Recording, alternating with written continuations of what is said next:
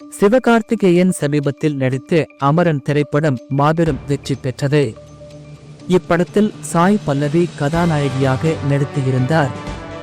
உலகம் முழுவதும் இதுவரை 300 கோடி ரூபாய் வசூலில் கடந்துள்ளது.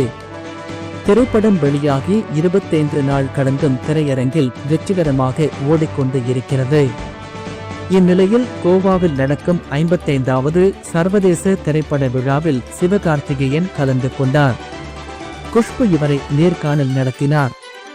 அதில் சிவகார்த்திகேயன் அவரது தொழில் வளர்ச்சி மற்றும் சினிமா மீது உள்ள காதலை பற்றி உரையாடினர்.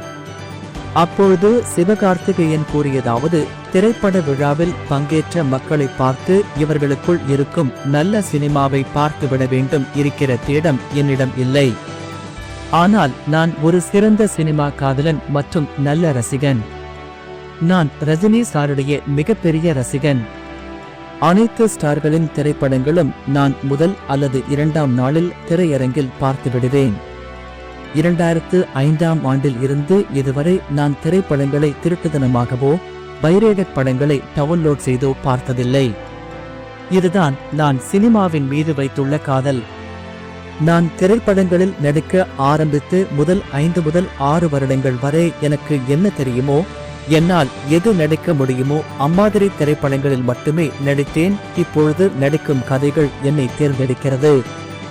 அப்படித்தான் எனக்கு மாவீரன், டாக்டர், அமரன் போன்ற திரைப்படங்களில் நடிக்க வாய்ப்பு கிடைத்தது என்றார்.